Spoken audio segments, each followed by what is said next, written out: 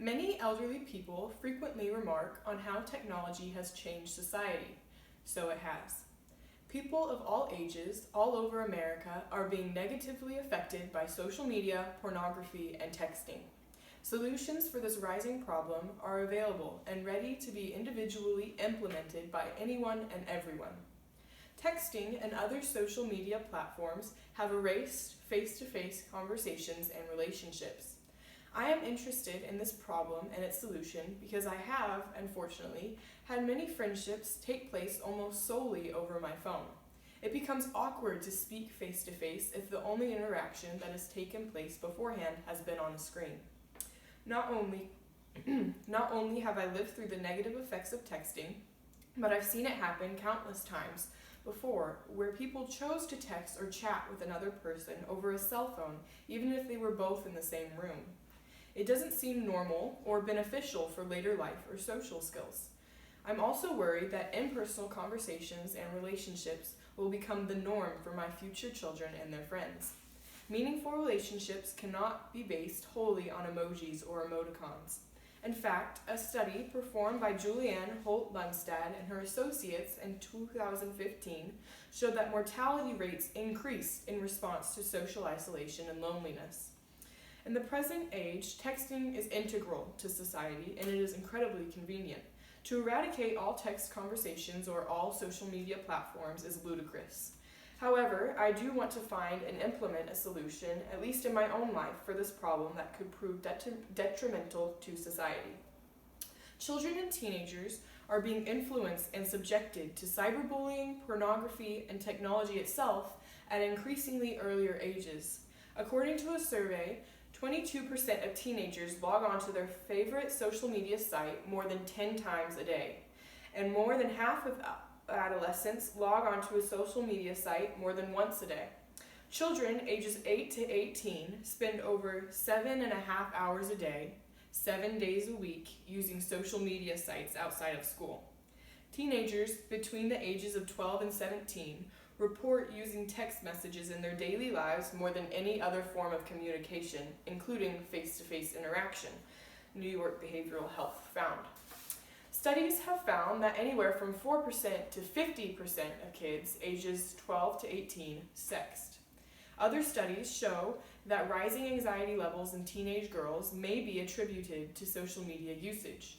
This constant bombardment of media is affecting teens' interpersonal skills, self-esteem, and security. Psychology Today found that continuous consumption of social media has led to destructive comparisons of other people's best public persona to their less than perfect realities, which heightens anxiety and low self-esteem.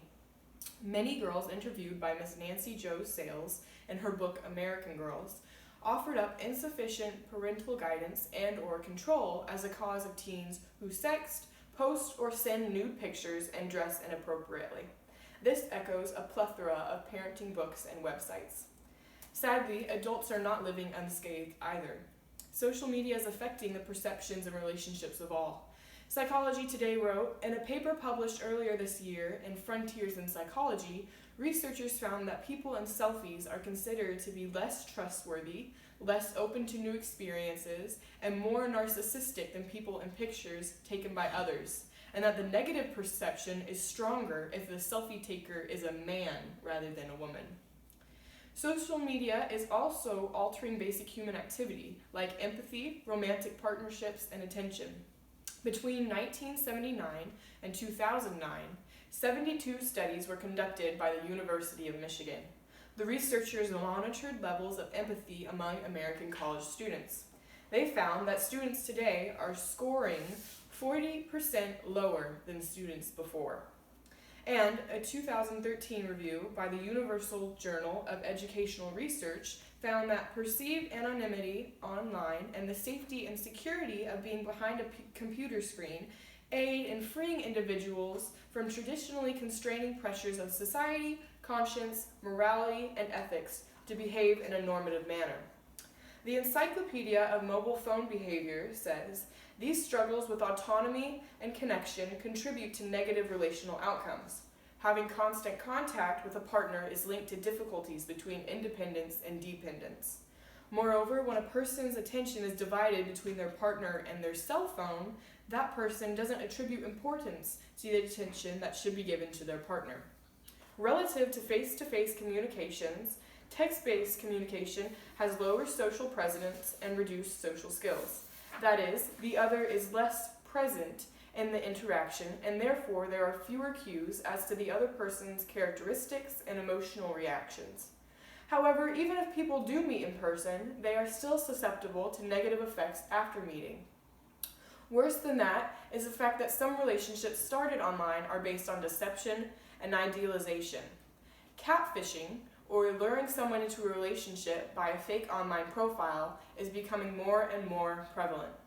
During an online interview with Dr. Jacqueline Cravens, an assistant professor in the Couple, Marriage, and Family Therapy program at Texas Tech University, said there have been some studies conducted looking at brain changes in individuals who are identifying that they have problematic or addictive levels of use of internet gaming, and that these changes are similar to what occurs in individuals with substance use disorders. Brain anatomy is changing because of screen time. Among researchers, the jury is still out on whether social media addiction is truly an addiction in the way of dependence on drugs and other substances, although it's becoming increasingly well established that social media use lights up the reward centers in our brains. On a happier note, there is light at the end of the tunnel for this epidemic. Y.T. Oates and several other researchers found in a 2014 study that after seclusion from electronic communication for 5 days, a group of children had an increased ability to read facial emotions while only having in-person interaction. Richard Murphy, assistant economics professor at University of Texas, Austin, and Louis Philippe Beland, assistant economics professor at Louisiana State University, conducted a study a few years ago on 4 English schools that restricted smartphones. The research found that those students were more likely to pass standardized tests at the end of the school year by 2 percentage points, with low-achieving students' scores increasing by 4%. Murphy said, "We found the impact of banning phones for these students equivalent to an additional hour a week in school, or to increasing the school year by 5 days. Even the younger age is resisting negative media and technology."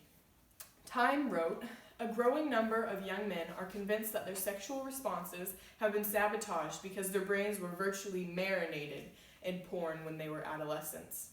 Their generation has consumed explicit contents in quantities and varieties never before possible, on devices designed to deliver content swiftly and privately, all at an age when their brains were more plastic, more prone to permanent change than in later life. These young men feel like unwitting guinea pigs in a largely unmonitored, decade-long experiment in sexual conditioning. So they are beginning to push back, creating online community groups, smartphone apps, and educational videos to help men quit porn. They have started blogs and podcasts and take all the public speaking gigs they can get." Dr. Cravens suggested the following: "I think that the best solution that we have come up with at this time is to help ensure that people, particularly parents, educators, and policymakers, are well educated on the potential positive and negative influence technology can have on users.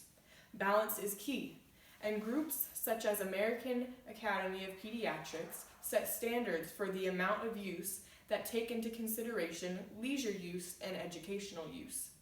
Parents can educate themselves on what apps/online mediums are actually educational. Parents should open dialogues with their children about appropriate technology use and be aware of the time their children spend online and what they're doing online, while also encouraging balanced use, which may mean having technology-free areas of the house, i.e. bedrooms and dinner tables and such, and encouraging technology-free interactions as a family. I think educators should be considering the balance of technology use in the classroom with technology-free time." Close quote. Technology, texting, and social media are amazing, convenient blessings of the modern day. However, there are some serious defects of these blessings. The best solution to combat the addictive behavior and inappropriate content that social media and texting and porn wreak upon society is to maintain awareness of the possible side effects and responsibly use media platforms and electronics, all while encouraging the same behavior in others.